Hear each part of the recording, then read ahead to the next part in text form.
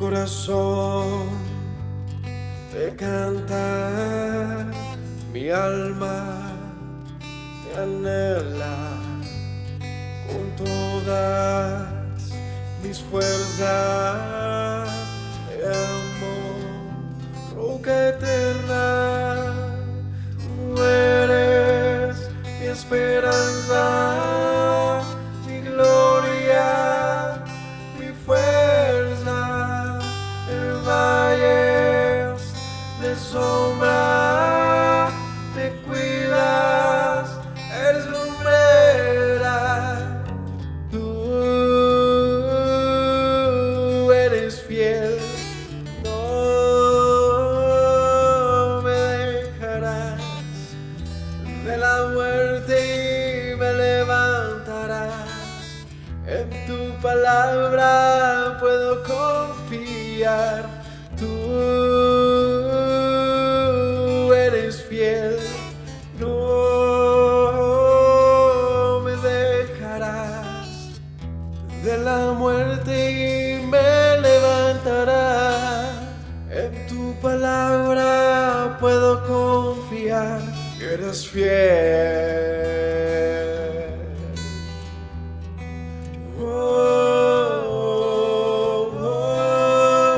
Mi corazón te canta, mi alma te anhela con todas mis fuerzas.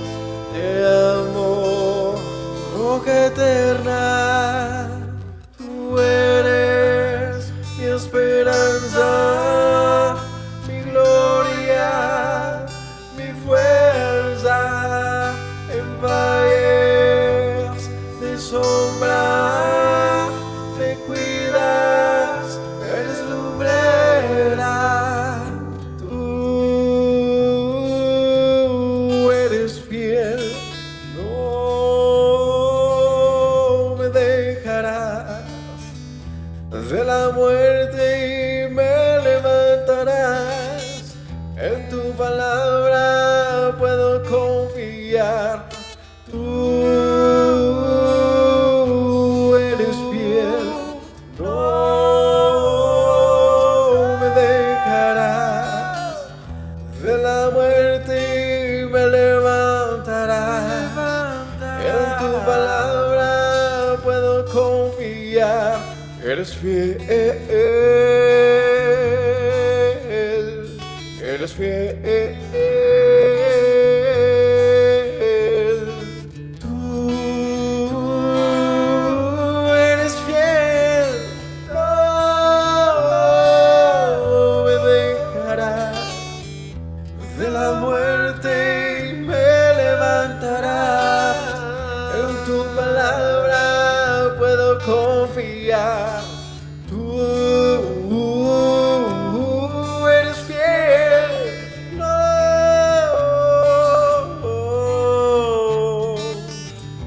de la muerte y me levantarás. En tu palabra puedo confiar. Tú no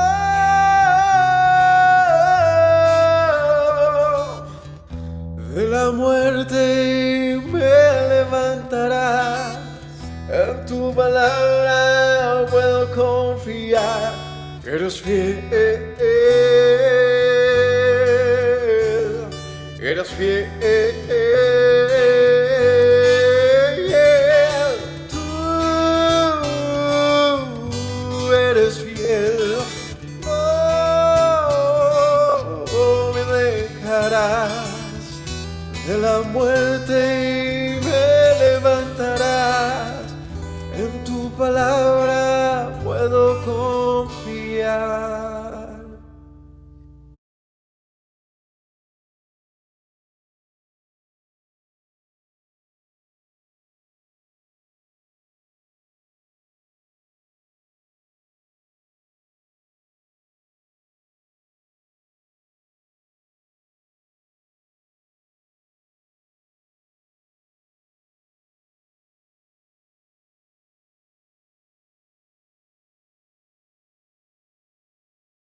En este día de reposo, les damos la bienvenida a todos una vez más a este tiempo de estudio de la palabra. Ya hoy, en estos últimos capítulos, cierre del libro de Bereshit, del primer libro del Pentateuco, y ya estamos terminándolo, capítulo 49 de este libro. Y bueno, hoy nos dedicaremos a estudiar esa bendición profética que Jacob da a sus 12 hijos. Y profundizaremos en este texto el día de hoy. Así que gracias a todos por conectarse, por estar ahí pendiente, gracias por apartar el tiempo para escuchar la palabra del Señor y esperamos que este día de reposo sea de gran bendición para todos nosotros, que el Señor derrame de su paz, de su favor, de su misericordia sobre todos nosotros, sobre nuestras casas y nos permita en este día reposar y descansar. Vamos a orar y demos inicio en la mañana de hoy al estudio de este día. Buen Dios y Padre eterno, te honramos, te bendecimos, te exaltamos. Hoy, Padre, venimos ante ti, Señor, buscando tu rostro, Señor, buscando tu presencia, derramando nuestras vidas, Señor, ante ti, Padre, para pedirte, Señor, que tu gracia y tu favor nos alcance, Señor. En este día de reposo, derrame sobre nosotros, Señor, de tu presencia, de tu Espíritu, Señor, que nos fortalezcas, Padre, que nos llenes, que nos alumbres con tu luz, Padre, que guíes nuestro camino, que no nos permitas apartar de tus mandamientos, Señor, que afirmes nuestro corazón a tu palabra y nuestros ojos siempre estén puestos en ti, Señor. Que en este día nos hables, Señor, nos instruyas, nos enseñes. Derrama sobre nosotros espíritu de sabiduría, de entendimiento, de inteligencia, de discernimiento, Padre, y que tu palabra hoy, al ser predicada, Señor, pueda llegar a nuestros corazones, Señor, trascender a nuestras vidas, Padre. Que te alabo y te bendigo, Señor, en esta mañana de Shabbat, Padre, por el privilegio de conocerte, de estar en tu presencia, de buscarte, Señor, y de que tú, Padre, no te hayas olvidado de nosotros, sino que nos has sostenido hasta este día, Padre. Gracias por mis hermanos. Oro para que en ellos haya el anhelo, el deseo, Padre, de buscarte, de correr a tus pasos, Señor, a tus caminos, Señor, de seguirte, Señor, de hacer tu voluntad. Afirma sus corazones en tu verdad y no les permitas alejarse de tus caminos. Gracias te doy en esta mañana, en el nombre y por los méritos de Yeshua. Amén. Capítulo entonces 49 del libro de Bereshit, libro de Génesis, cierre de esta historia del principio, desde el comienzo, ¿no? En lo que se narra en este libro de Génesis. Es el inicio de todo y aquí arranca la historia de nuestro pueblo, ¿no? Arranca la historia de Israel. Y estos últimos capítulos ya el autor nos transmite eso que sucedió al final de los días de Jacob. Y como todo padre, está mandado por la escritura bendecir a sus hijos, ¿no? La Torah dice en Devarim, donde está el Shema, en Devarim 6.4, ahí adelantico dice, y estas palabras que te mando hoy, las repetirás a tus hijos. Y es mandatorio de parte del Señor que sus palabras, que son bendición, sean transmitidas de generación en generación.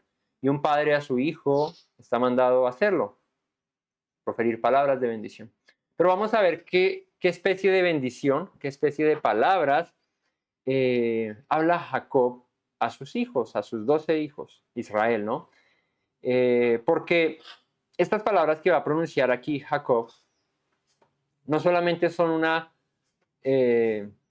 bendición, o las podríamos llamar como una bendición, sino más bien también como qué ha de acontecerle a sus hijos en el futuro. ¿Y de dónde parte Jacob para hacer esto? ¿De dónde parte Israel para hablar estas palabras a sus hijos? Pues vamos a ver un patrón y un común denominador en estas bendiciones, y es que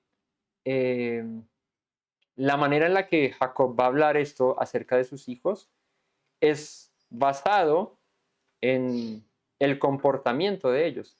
Es basado en la manera en la que ellos han procedido en su vida, ¿no?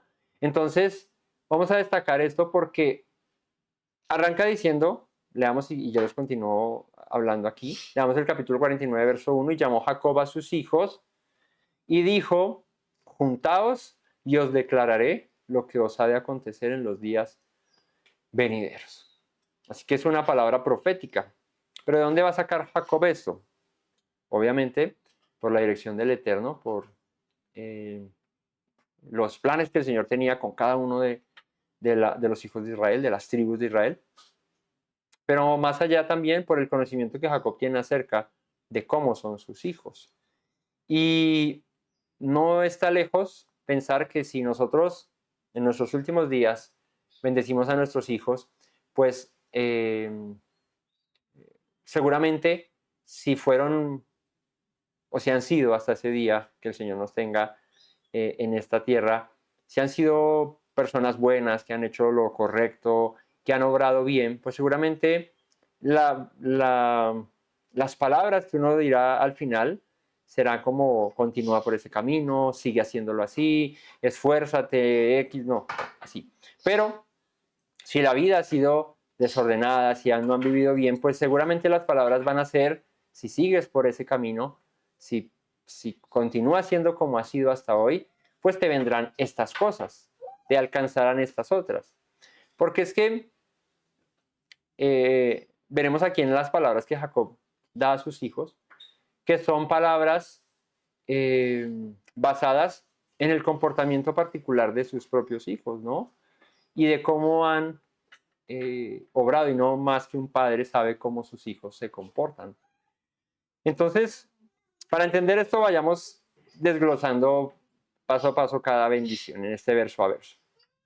Entonces llama a Jacob a sus hijos y les dice, júntense y les voy a declarar lo que os ha de acontecer en los días venideros. Cuando ya no esté yo, en el futuro, ¿qué les va a pasar a ustedes?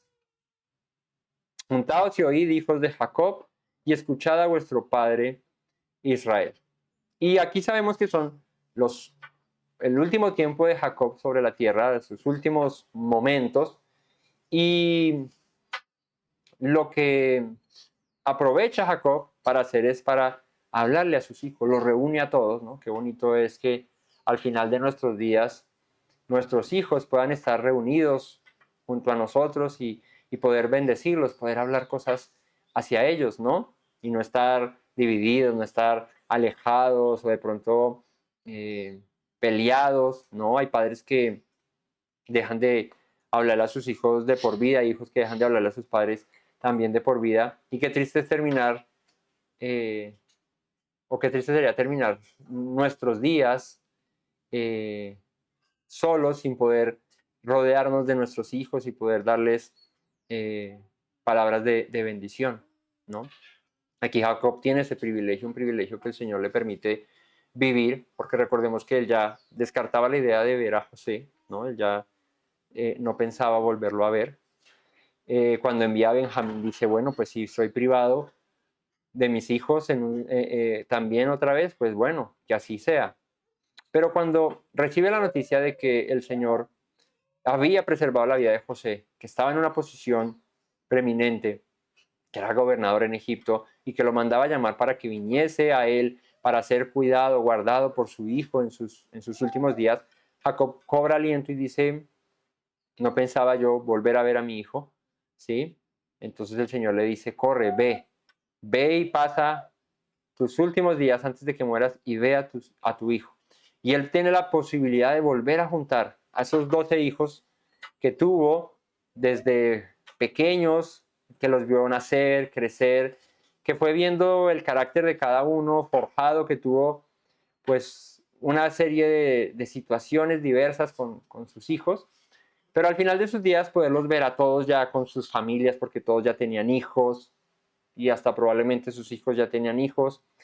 Entonces, esto es una gran bendición para Jacob, poder reunir a todas las tribus, a todo su pueblo, ¿no? Esas personas que entran con él a Egipto, poderlo reunir junto con José y los hijos de José que había tenido en Egipto, sus otros nietos, y poder hablar estas palabras. Entonces, pidámosle a Dios que nos dé esa posibilidad, tanto a nosotros como hijos, de ver a nuestros padres y poder reunirnos con ellos y estar en sus últimos días, cuando el Señor así lo disponga. Y nosotros también como padres poder tener a nuestros hijos reunidos en nuestros últimos días y poder bendecirlos, ¿no? Poder darles buenas palabras.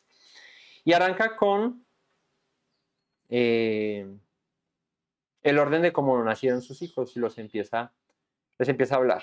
Entonces, júntense, hijos de Jacob, y escuchen a vuestro padre Israel.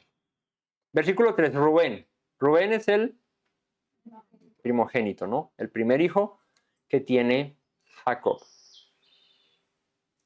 Y dice, tú eres mi primogénito, mi fortaleza y el principio de mi vigor, principal en dignidad, principal en poder, impetuoso como las aguas, no serás el principal. Por cuanto subiste al lecho de tu padre, entonces te envileciste, subiendo, a mi estrado. Y son unas palabras que arrancan pues, muy, muy bonitas, muy hermosas, ¿no? Está su papá diciéndole a su hijo, tú eres el principio de mi fuerza, ¿sí? Porque el primogénito representa eso, ¿no? Es el primer fruto que da en este caso Jacob, ¿no? Como su descendencia, ¿no? Como su heredad. Y dice, tú eres la fortaleza mía, el principio de mi vigor. Pues Jacob estaba mucho más joven cuando tiene a Rubén que cuando tiene a Benjamín, ¿no? Entonces, eres principal en dignidad y principal en poder. ¿Por qué principal en dignidad y principal en poder? Pues por ser el primogénito, tenía el derecho de recibir doble bendición, doble porción, de recibir lo mejor, ¿no? Y cuando comparamos esto con la Torá, específicamente con los mandamientos que Dios da acerca de las ofrendas, acerca de las cosas que debíamos presentar al Señor, ¿qué se le llevaba al Eterno cuando se sacrificaban ofrendas a Él? ¿Qué se le llevaba? Lo primero, lo mejor. Cuando llegaban el tema de las primicias, se va el primer fruto, lo más hermoso, lo más... Es que los primeros frutos, la primera cría del rebaño, todo esto representa lo mejor, ¿sí? Eso no quiere decir que los demás hijos no sean buenos, pero el primogénito representa esto. Entonces, por eso dice principal en dignidad, principal en poder. El carácter lo conoce su padre. Conoce el carácter de su hijo y se lo menciona acá. Impetuoso como las aguas era Rubén. ¿Qué es impetuoso como las aguas? La palabra aquí impetuoso es pajás. Y pajás significa como cuando el agua está hirviendo, ¿no? ¿Qué pasa cuando el agua hierve? Burbujea, ¿no? Empieza como a espumar. Y eso es lo que representa o lo que significa esta palabra impetuoso. Eres impetuoso como las aguas, como cuando una olla está con agua hirviendo y eso mete la mano y se quema, porque esa vaina no la puede tocar por ningún lado. Eso es. Así era Rubén. Tanto así que le dice, no serás el principal. Y le da la razón. Y ese no serás el principal es no serás el primogénito. No vas a sobresalir, la palabra es yatar. No vas a ser mi primogénito. No vas a recibir esta bendición de primogenitura. ¿Por qué? Por cuanto subiste al lecho de tu padre, entonces te envileciste. Dice una palabra acá que es halal, ¿sí? Que es profanar. Te envileciste subiendo a mi estrado. ¿Qué es el estrado? La palabra es yatsua. Yatsua es cama, el lecho, ¿no? Su aposento. Así que recordemos este suceso. ¿Por qué a Rubén se le dice esto? Entonces él es el principal en fuerza, principal en poder, impetuoso como las aguas. Le dijo, eres como un agua hirviendo, pero no vas a ser el principal por cuanto que subiste al lecho de tu padre y te envileciste, ¿no? ¿Qué les dije que significaba envilecer?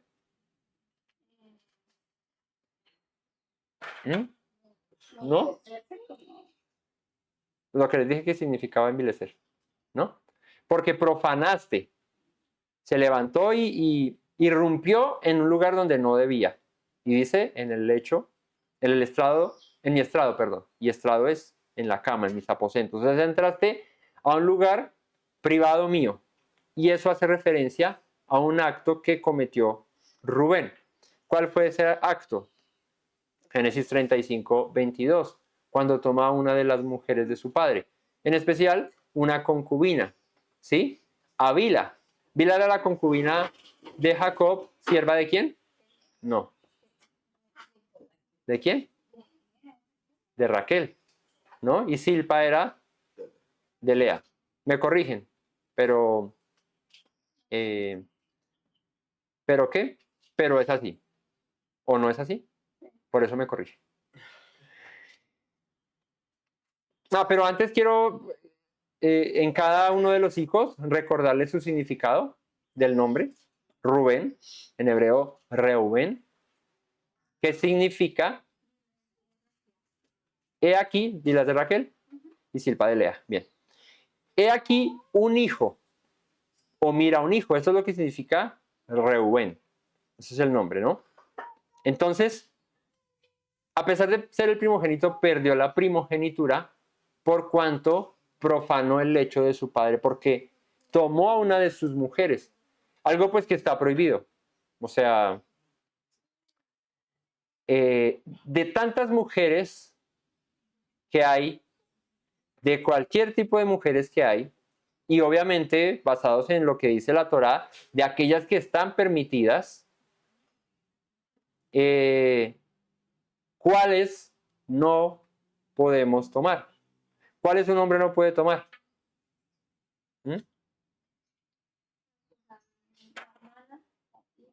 La hermana, no puede tomar la suegra, no puede tomar la tía, no puede tomar una madrastra o una mujer casada tampoco se la puede tomar, ¿no? Entonces, hay muchas posibilidades, pero Rubén, ¿qué hizo? Subió al lecho de su padre y tomó una de sus mujeres, que aunque no era directamente una esposa, era una sierva de su mujer Lea, de Raquel, perdón, era como una especie de madrastra para él porque resulta siendo una mujer de Jacob. ¿Por qué? Porque con ella tiene a otros hijos, ¿no? Ese es un caso juzgado de Corintios.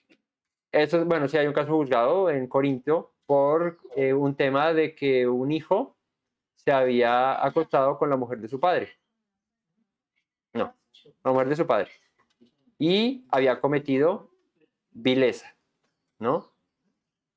Eso es un pecado que es mal visto y esa palabra vileza es como degradante, ¿sí? Y Pablo expulsa a aquel muchacho por causa de eso que hizo.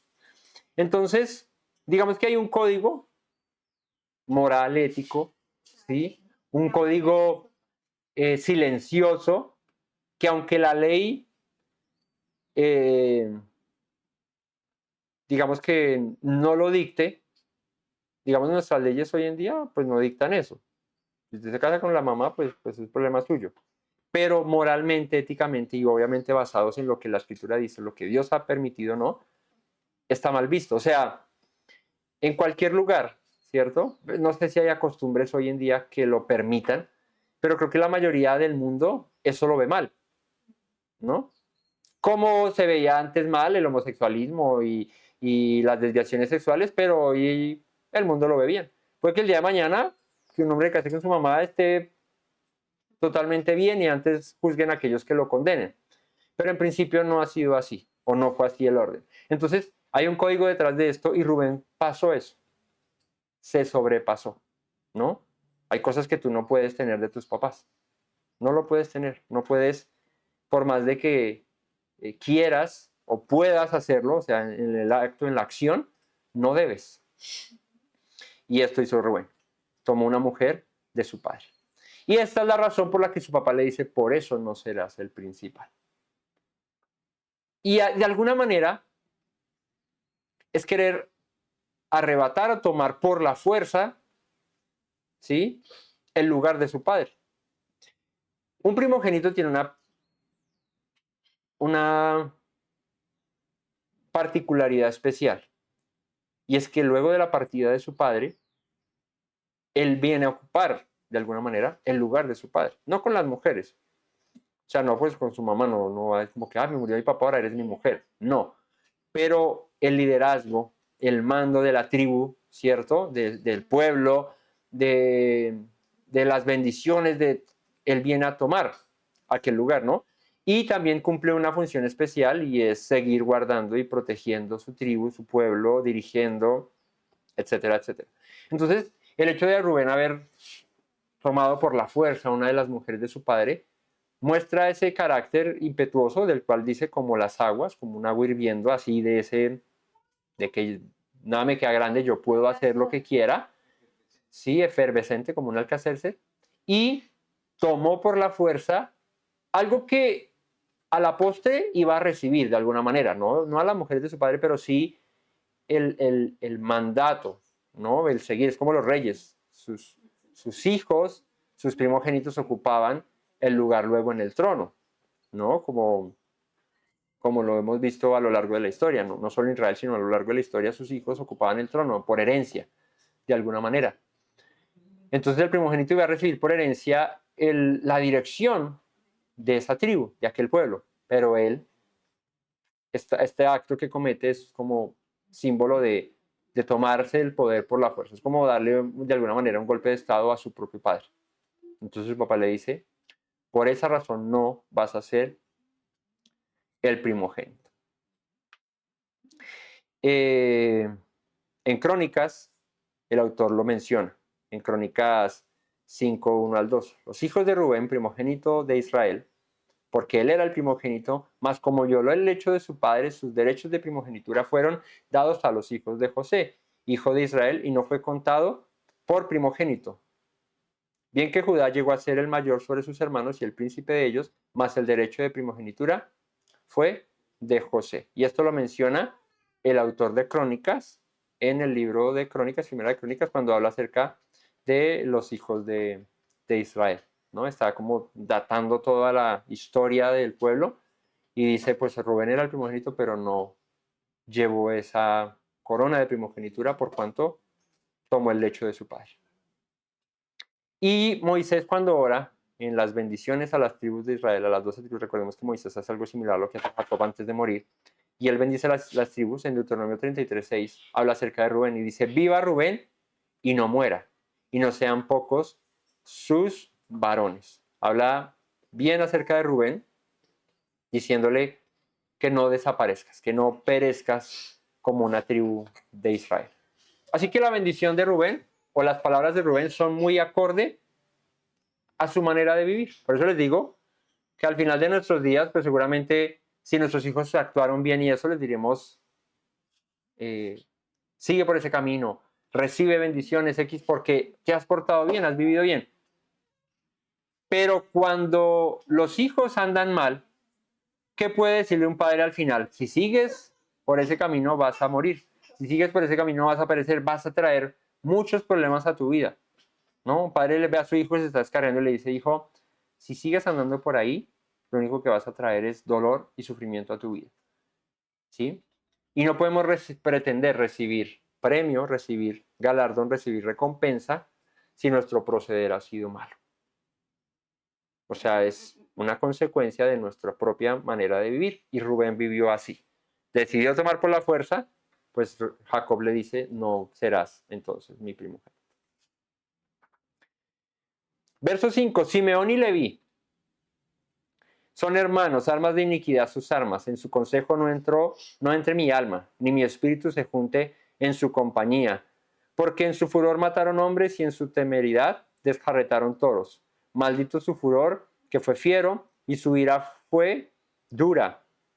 Y yo los apartaré en Jacob y los esparciré en Israel. Y aquí junta a dos hijos, a Simeón y a Leví. ¿No? Ahí no habló específicamente a uno y al otro por separado. ¿Por qué? ¿Qué común tienen Simeón y Leví? Pues Simeón está dentro de Judá. Sí, es eso. No, pero Que que, mataron o sea, no, ¿por qué los junta a los dos? No le dice Simeón tal cosa y Leví tal cosa. Que mataron a los de Siquem, a los que violaron, bueno, Al pacto, al violaron el pacto que hizo el papá. Está el pasaje en Génesis 34, cuando hablan acerca de la deshonra de Dina, ¿no? Dina era una de las hijas de Jacob con Lea y ella se enamora o tiene una relación con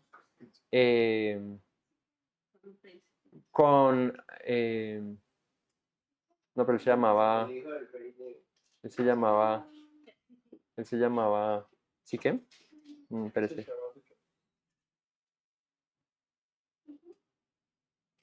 Ah, sí, Siquem era el papá, era Amor. Era Nebeos. Ella dice que Siquem la vio, le gustó y se acostó con ella. Y esto fue una deshonra. ¿Por qué? Ya lo hablamos hace rato, ¿no? El principio del proceder de las cosas, ¿no? Todo tiene una manera correcta de hacerse. Y esto trajo deshonra a Israel. Entonces recordemos a Jacob diciéndoles, ellos, o sea, sí que en pinta de que se enamoró de ella y de que no sé qué, le dijo a Jacob que listo, pero si quieren hacer parte de nosotros tienen que circuncidarse. Entonces se circuncidan todos los,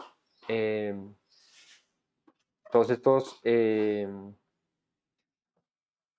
hombres, se circuncidan y en medio de esos hebeos, eran hebeos, en medio de, después de la circuncisión, al tercer día, cuando es más doloroso todo el tema, entraron Leví y Simeón y mataron a todos los hombres en Siquem. A todos los mataron, ¿no? Entonces por eso Jacob los junta en estas palabras que les da y les dice, armas de iniquidad, sus armas. ¿Qué es iniquidad? Daño, violencia, maldad. ¿Cómo se llama el enemigo actual de Israel? ¿Cómo se llama el enemigo actual de Israel? Iniquidad. Jamás. Así se pronuncia iniquidad en hebreo. Jamás. ¿Sí? Violencia, mal, daño, crueldad. Y esa fue la manera de proceder de Simeón y de Leví, ¿no? Su papá había ya hecho un pacto, había hecho un acuerdo, y ellos se aprovecharon de la debilidad de unos hombres que estaban recién circuncidados, que no podían salir a levantar su espada a pelear, y mataron a todo el mundo. Dice, en su consejo no entre mi alma. ¿Por qué? Porque Jacob les da una instrucción, o sea, dice, bueno, vamos a hacer pacto con ellos, nos vamos a unir, vamos a esto, pero ellos no atendieron a las palabras de su padre. Y eso es muy del carácter de ellos, ¿no? Uno conoce cómo son sus hijos, entonces uno dice, da una instrucción y sabe que, no, cuando uno tiene varios hijos, si el padre da una instrucción, sabe cómo va a proceder cada hijo, ¿no? Hay unos que obedecen, son más tranquilitos, hay otros que de plano no hacen caso, hay otros que lo hacen a regañadientes, como que, ay, qué pereza, ¿no? Esta semana estaba hablando con un amigo y me decía, mi hija, uy, no, carácter fuerte, una cosa seria. Mi hijo es un pan, me dijo así, no es un pan, es súper tranquilito, súper relajado, pero mi hija sacó un carácter fuerte y la hija es menor. Y uno va viendo a sus hijos, ¿no? En el caso de mi hija, yo le voy viendo cómo es que ella se comporta y tiene sus cosas, ¿no? Fuertes. Ella a veces hace sus pataletas, alega, si le dices que no, se pone brava. Si le digo, esto no, y lo cojo, Entonces ella se desespera y mira a ver qué coge y lo primero que encuentre lo agarra y lo bota para el chorizo. Así como protestando, como de ¿por qué? ¿Sí? ¿No? Y cosas que uno dice, ¿de dónde saca eso? O sea, ¿por qué actúa así? ¿No? Eh, es algo que empiezan ellos a desarrollar en su manera de ser, ¿no? No, yo no recuerdo, o sea, yo de chiquito no me recuerdo mucho, de cierta edad para adelante sí, pero seguramente mis papás dirán, bueno, Juan era más así, Natalie era más así, que es mi hermana mayor, y Mateo, pues de ese sí me recuerdo porque yo tenía 9 cuando él nació, entonces recuerdo cómo era él, puedo decir mi hermano sí era de esta manera. Mi hermano se hacía unos berrinches bravísimos, unas pataletas durísimas hacia mi hermano, mi papá le andaba duro, andaba así. Con mi hermana pues somos muy paralelos, pero no recuerdo muy de chiquito. Pero mi abuela, por ejemplo, que nos cuidaba porque mis papás trabajaban cuando estábamos muy pequeños, mi abuela nos cuenta y mi mamá nos cuenta que mi abuela me tenía en un corral a mí, ¿sí? De eso no tengo muy buenos recuerdos, no, sino muy recuerdos presentes. Y estaba yo un día en el corral y mi abuela estaba por allá abajo, era una casa de 2 pisos donde vive mi abuela aún, y mi hermana ya caminaba, yo estaba todavía en corral, y cogí un tarro de talcos, mi hermana, y me lo echó todo encima, así, me puso blanco de talcos, ¿no? Y mi abuela subió y estaba yo en ese corral tapado de talcos, tosiendo talco de todo, y mi hermana tosía la risa y yo allá cubierto de talcos, ¿no? Blanco, cual mimo, ¿no? Y, y entonces, ay, tan montadora, no sé qué, sí, y empieza como la manera de actuar, ¿no? Hay niños que dicen, uy, no, mi hijo cuando pequeño era un terremoto. Yo recuerdo que con el amigo que les menciono que me habla de sus hijos, eh, la mamá decía, uy, cuando pequeño, uff, esa era una cosa seria, era un terremoto durísimo. Y hay cosas que, dice el dicho, lo que se hereda, ¿qué? Mira que el carácter de Simeón de Leví, ¿sí? Eh, puede ser muy similar a la manera de, incluso el de Rubén, de Jacob, de cómo fue su padre, ¿no? Eh, Jacob cuando joven, ¿no? Avispado, abeja, le quita la primogenitura a su hermano, ¿sí? Se la compra, pero mirando cómo hacer en el asunto, ¿no? Eh, es de una manera más impetuosa Jacob cuando pelea con el ángel en Peniel, lucha con él y no te suelto hasta que me bendigas, y era muy aguerrido, muy así. Y además que algunos de sus hijos sacaron esa manera de proceder, ¿no? Y hay cosas que vienen por genética en la sangre, vienen ahí heredadas. Yo conozco personas, ¿cierto? Y hay una, casi que la tengo al lado del hígado, ¿sí? Que no se crió con su papá y muchas cosas, porque conozco a su papá, las hace ella, esa persona, ¿sí? ¿Y de dónde? Si no, o sea, si no lo viste muy, muy seguido, no tuviste la convivencia, digamos, como la que han tenido otros con sus papás desde chiquitos. ¿De dónde viene eso? ¿Por qué? Sería, ahí viene muchos patrones de conducta y mucho comportamiento vienen en la genética, ¿no? Entonces, probablemente de esta manera procedió Simeón y Leví, así, impetuosos y yo voy es con toda y no nos importa. Nuestro padre dijo esto, pero no nos parece. No han tenido que lidiar ustedes con sus hijos cuando les dan una instrucción y a ellos no les parece. Y no quiero. Pero no, tienes que, no quiero. ¿Pero por qué? Y, pues, porque no quiero. Y así. Hay otros que de pronto, ve hijo, haz esto, ¿no? Y van y lo hacen, sin problema. Hay otros que, hijo, haz esto, ¿y por qué yo? No mi hermano, ¿por qué no lo manda él? Y para todo alegan, ¿no?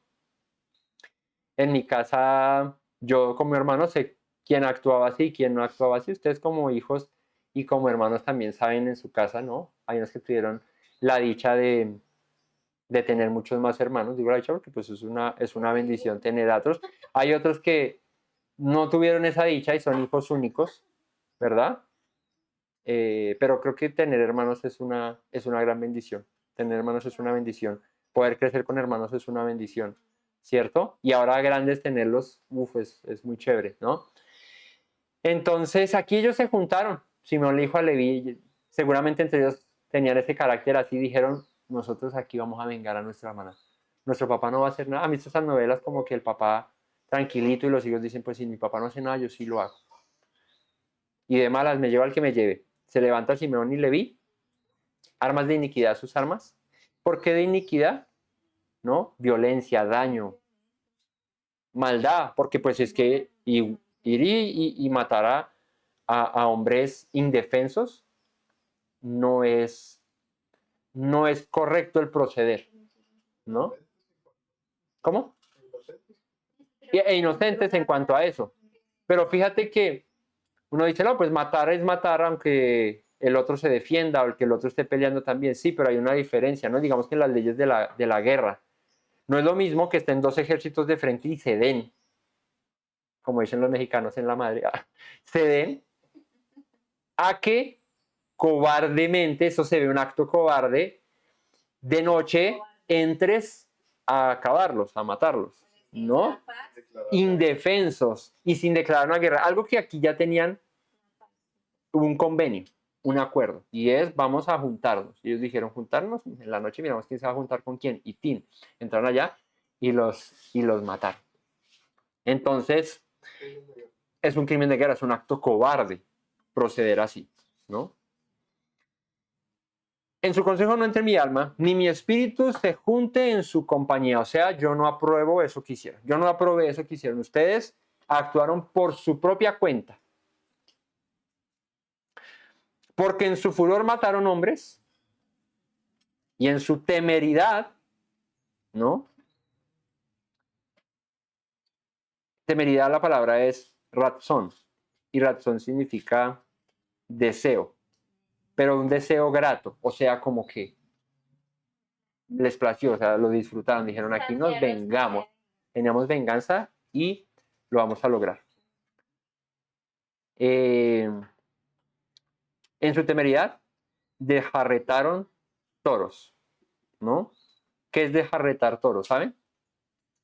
No sé, cuando nada los toros, que ellos se... No.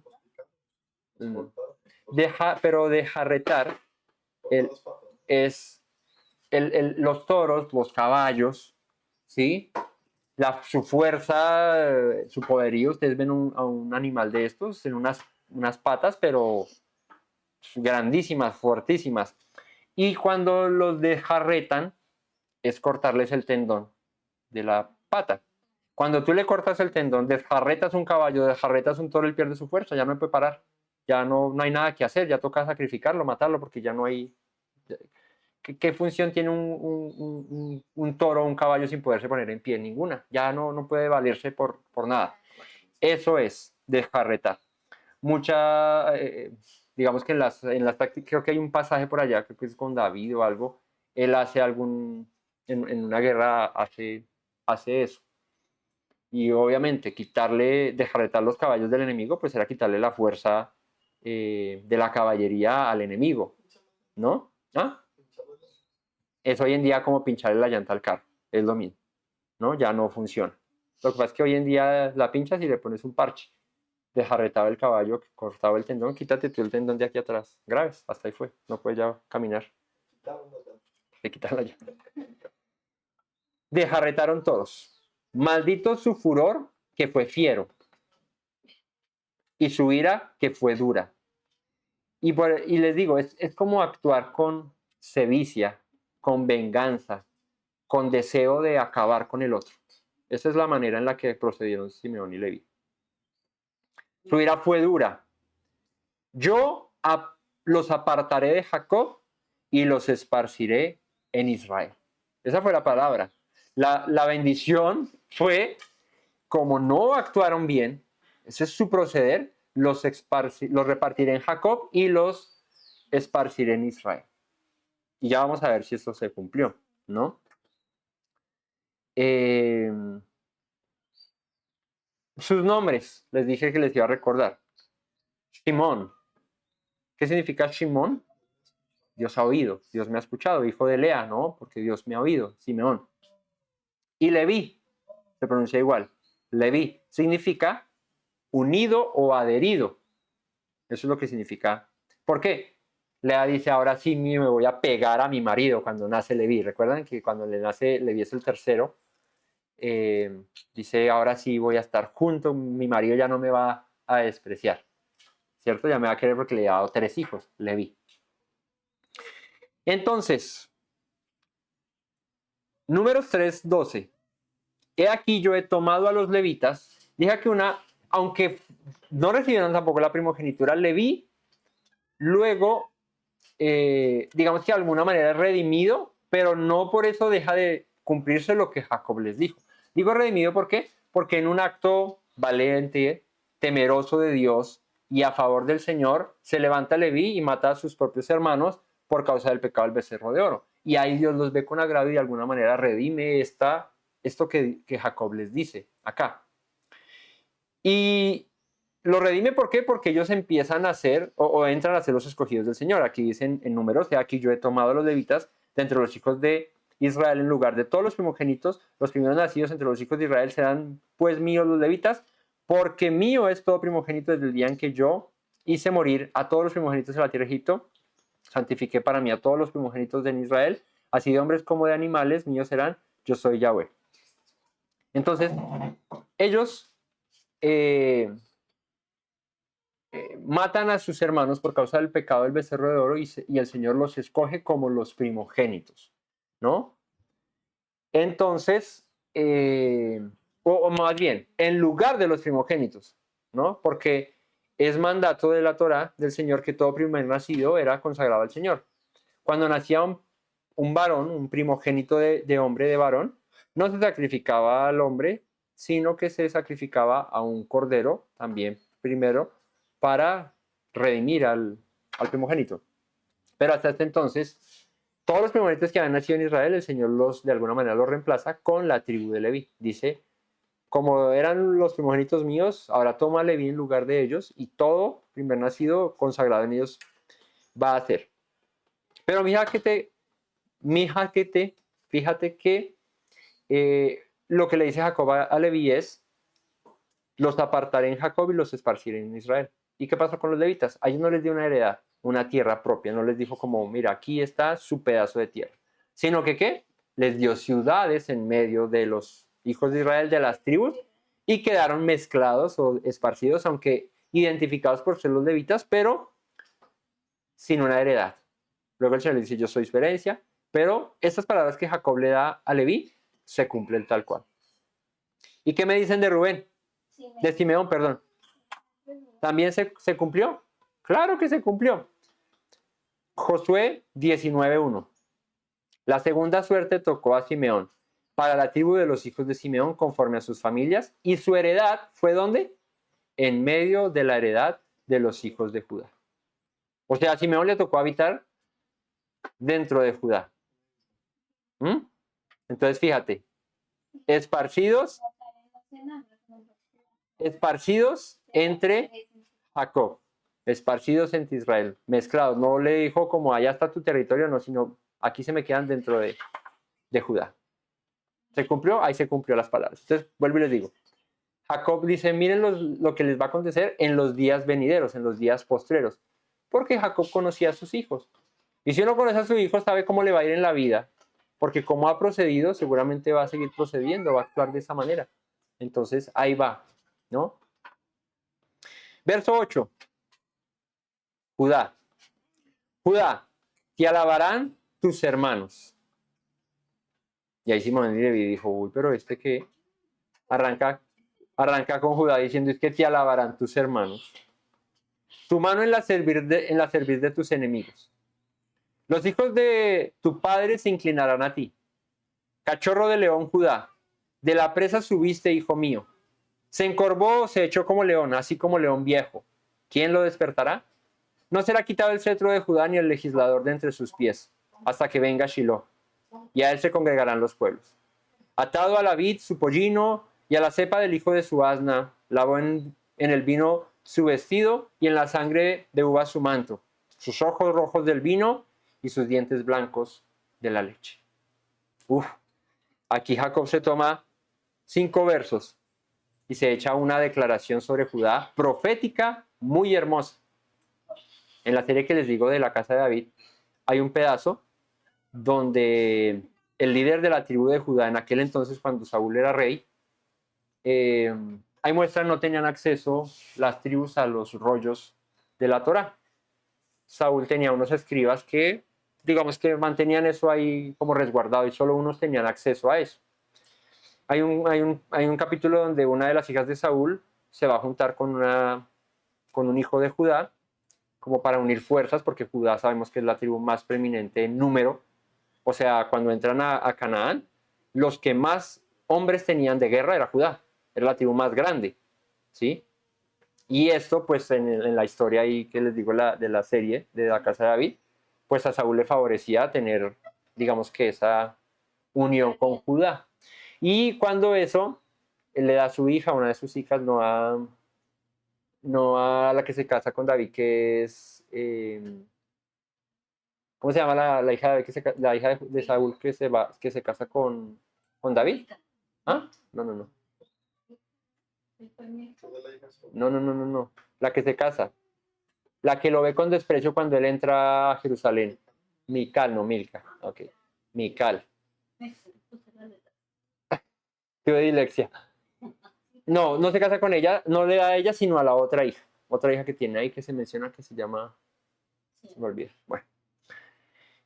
Y Saúl le da un rollo de la Torá escrito ahí, un pedazo, un fragmento de la Torá, donde está la profecía de Jacob a sus hijos. Esta.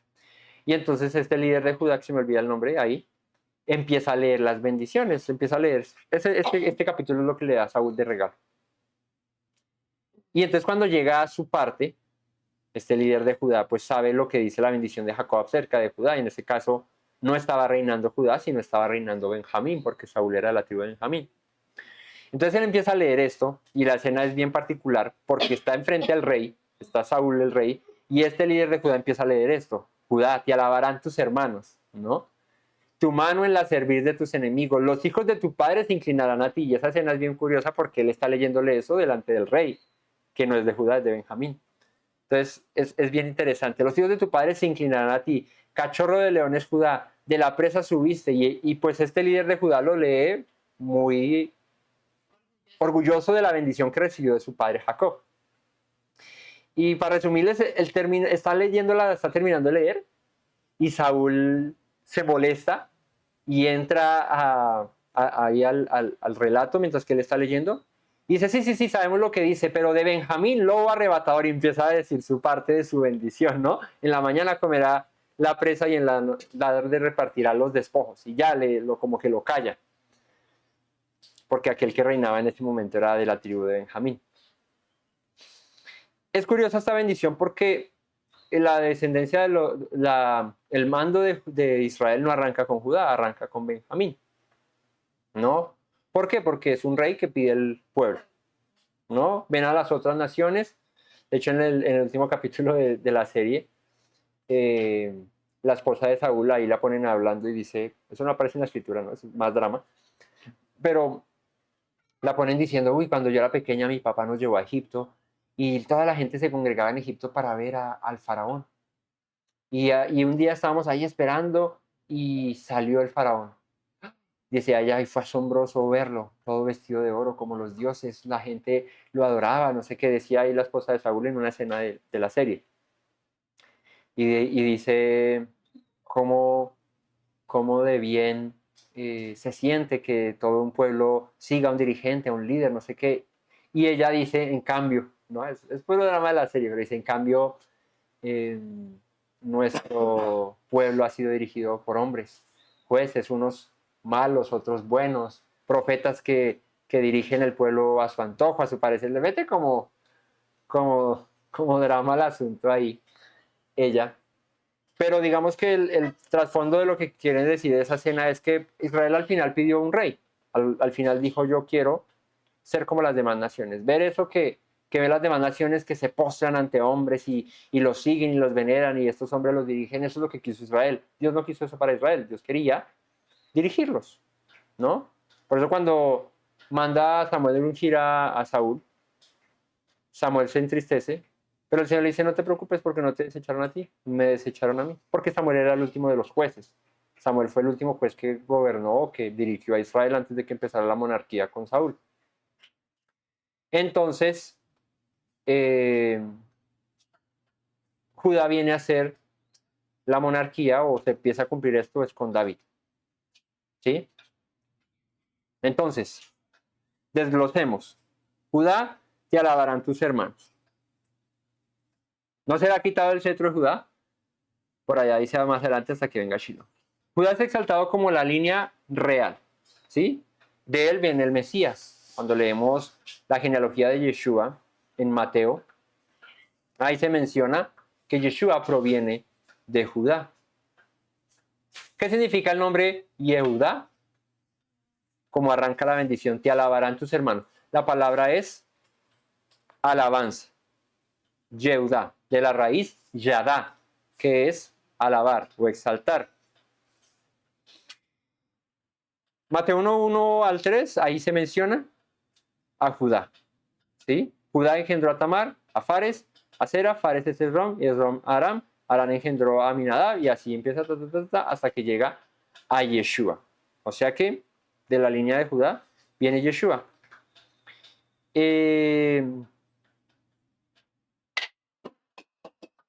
Líder de sus hermanos, se cumple esta palabra, te alabarán tus hermanos.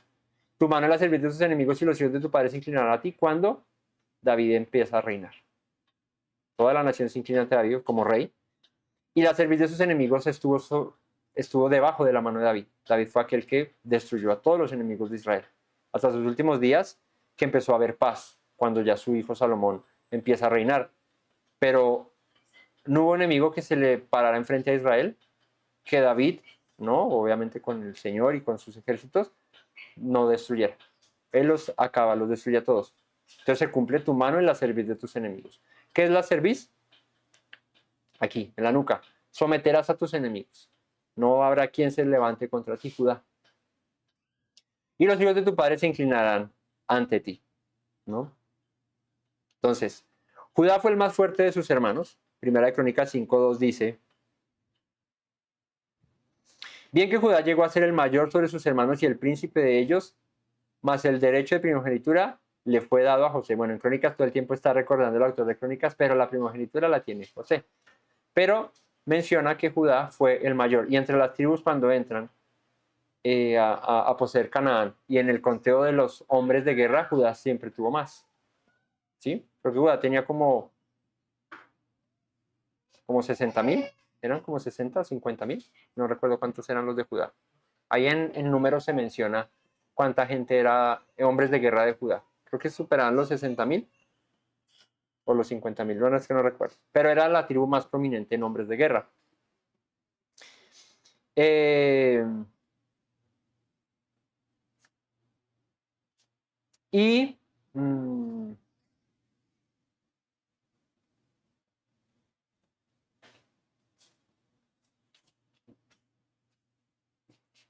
Y ya, sigamos entonces.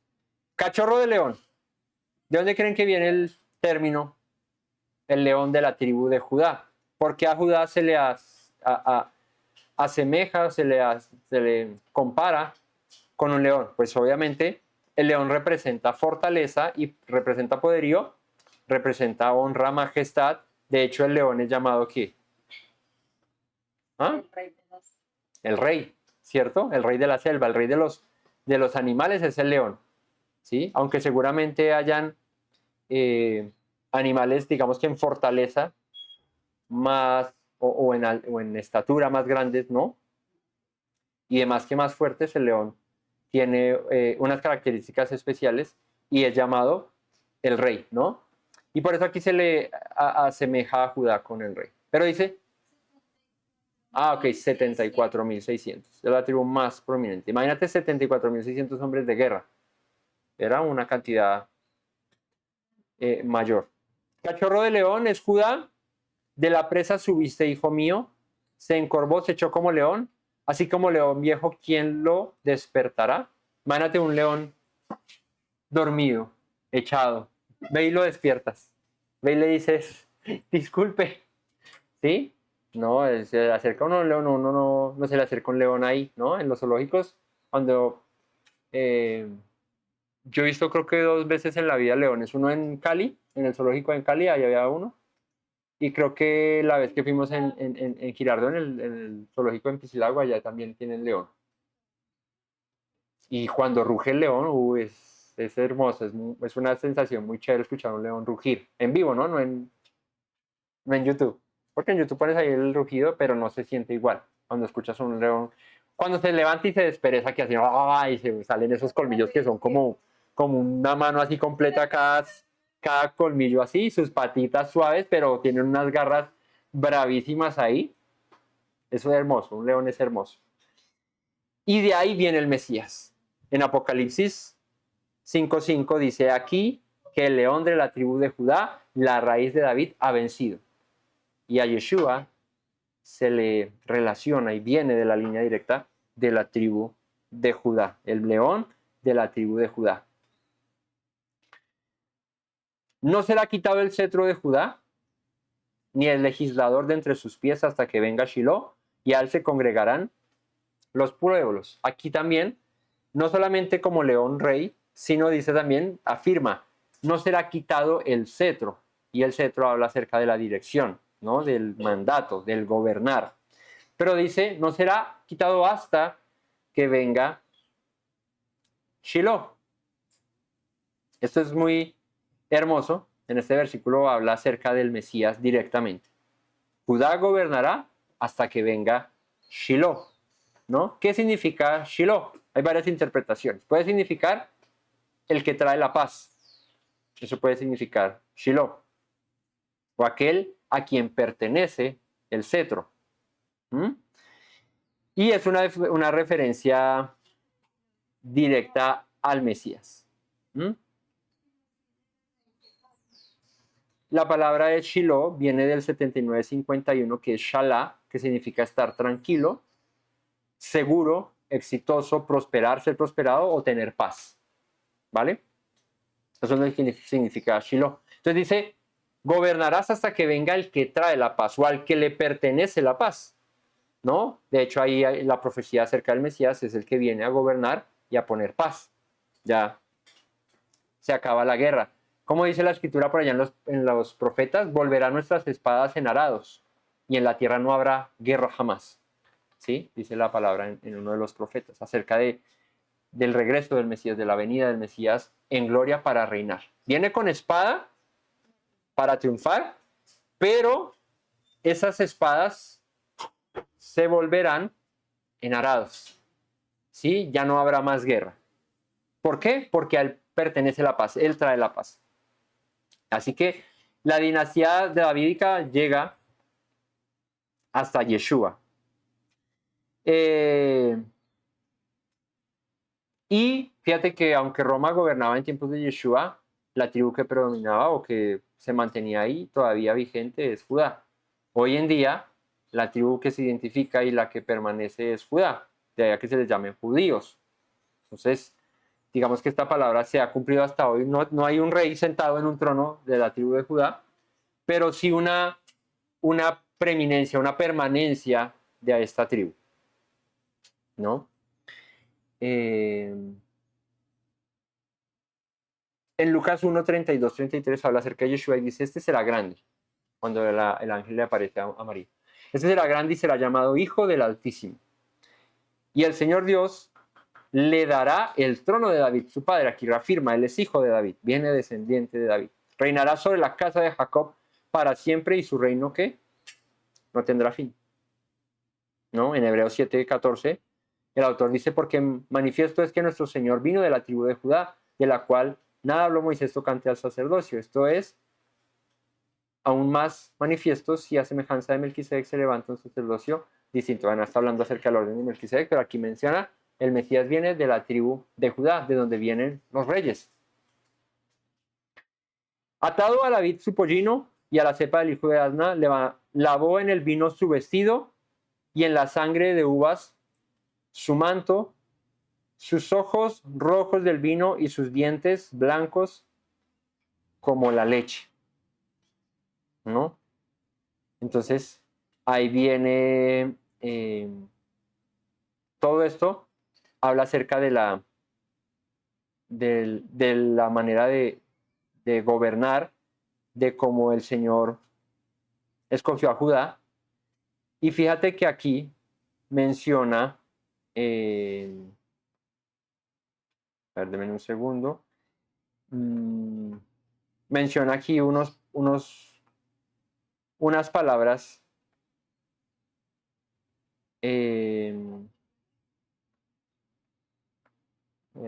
aquí, ¿no?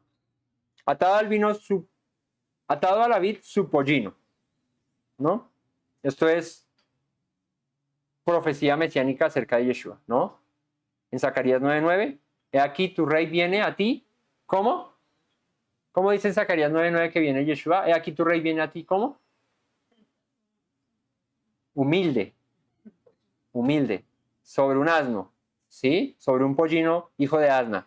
Y cuando Yeshua entra a Jerusalén, ayer leíamos ese capítulo en el capítulo 21 de Mateo, ahí dice que le dice a sus apóstoles, vayan a aquel lugar y allá encontrarán a un pollino atado. Si alguien les pregunta y le dice, ¿para dónde llevas mi pollino? Diles, el maestro lo solicita y yo te lo devolveré. ¿Cierto? Y Yeshua se monta en ese pollino, sus discípulos se lo ensillan, le ponen sus mantos y se monta en el pollino y entra a Jerusalén. Y ahí arrojaban, dice que cortaban hojas de palmeras y las arrojaban, tiraban sus mantos. Y decía aquel pueblo que decía, cuando entró Yeshua, Oshiana al hijo de David, Baruch Haba, Beshem, en el nombre del Señor Adonai. Bendito el que viene en el nombre de Adonai, en el nombre de Yahweh. Y me pareció curioso que en la versión Pechita aramea que tengo, en la que estábamos leyendo ayer, dice Baruch Haba, o bueno, lo dice en español, bendito el que viene en el nombre de Yahweh. Ahí lo ponen tal cual, así, ¿no? En la Reina Valera dice en el nombre del Señor. En la Pechita pone el nombre del Señor, Yahweh dice. Bendito el que viene en el nombre del Señor. Así que aquí está proféticamente, atado a la vid su pollino, ¿no? La vid, ¿qué es la vid? La vid es, ¿qué es la vid? La vid. Sí, ¿qué es la vid? ¿Pero qué es la vid? La vid de Yeshua. No, ¿qué es la vid? No, ¿qué es la vid? La vid. No, ¿qué es la vid? Pues un árbol que da uvas, una mata que da uvas, eso es la vid. Pero es que el viñedo es un reguero de árboles con vides, o de vides que dan uvas. La vid es el árbol, ¿no? ¿Por qué dice acá atado a la vid su asno? O sea, atado a ese árbol de la vid está el asno. ¿Y qué ligadura hay entre el asno y atado a la vid? ¿No? Con Yeshua, pues ahí está toda la simbología, porque de la vid viene la uva y de la uva se saca ¿qué? El vino. ¿Qué simboliza el vino? La sangre, su color, ¿no? Y de hecho el vino tiene una particularidad, ¿sí?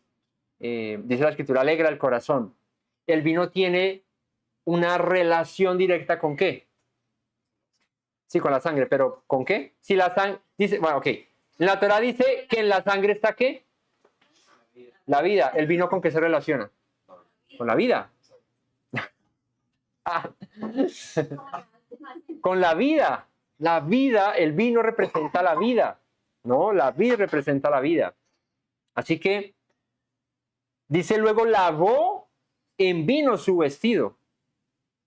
¿Qué es eso que representa? Redención, ¿no? Con un juicio, con su sacrificio, pero redimiendo, lavando en la vid su vestido, en vino su vestido. Yeshua, pues cuando es crucificado, derrama su sangre, mancha sus vestiduras Poéticamente hablando y proféticamente aquí lo está diciendo Jacob a su hijo Judá, con vino. Manchaste, lavó en vino sus vestidos, ¿no?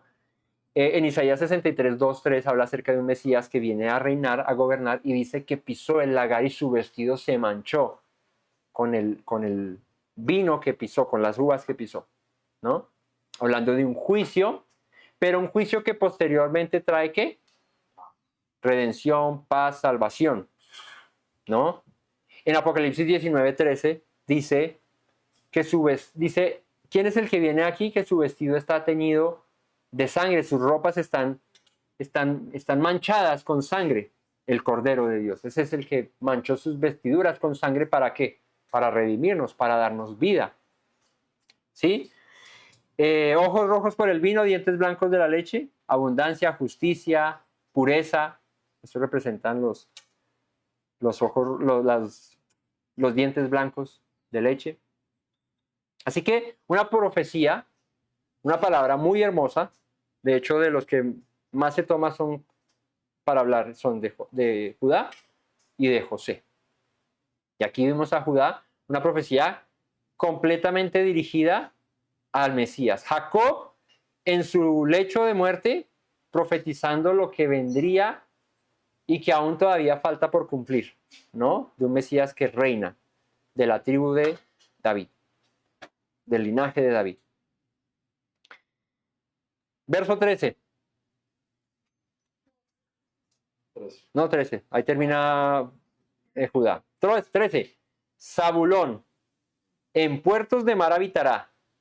Será para puerto de naves y su límite hasta Sidón. El nombre en hebreo es Zebulún. Zebulún. Y significa morada o habitación. ¿Sí? ¿Zabulón era hijo de quién? De Jacob, muy bien. ¿De quién era hijo de Zabulón? De Lea. O sea, bueno, de Lea con su sierva Silpa, perdón, con Silpa, ¿sí?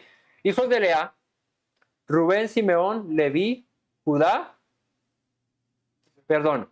y Zabulón.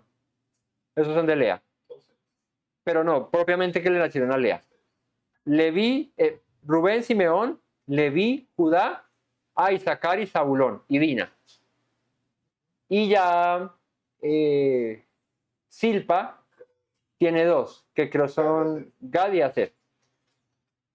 Los que siguen acá. ¿O Dan? Ah, no, sí. Bueno. Zebulún, perdón. Habitación o morada, ¿no? Dice habitarás en las costas del mar. Y aunque su territorio no estaba justo en la costa, sí tenía la cercanía, ¿no?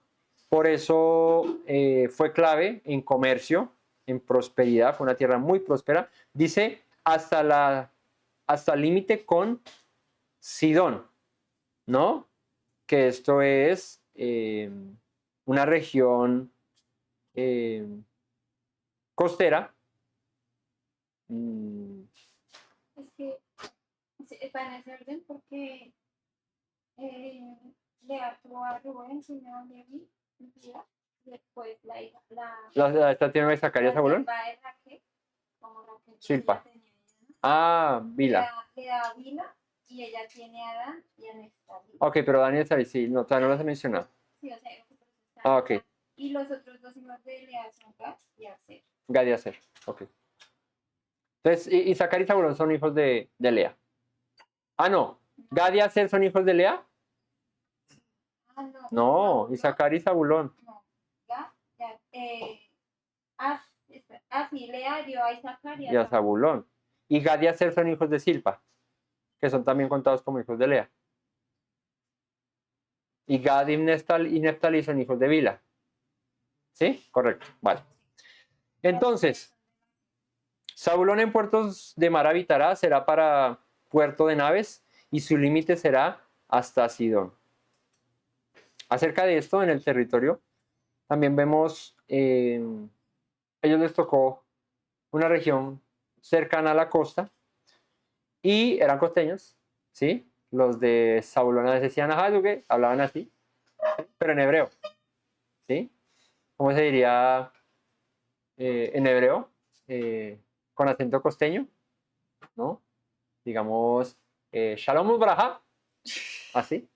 Sería más costeño, así. Como Shalom Aleje.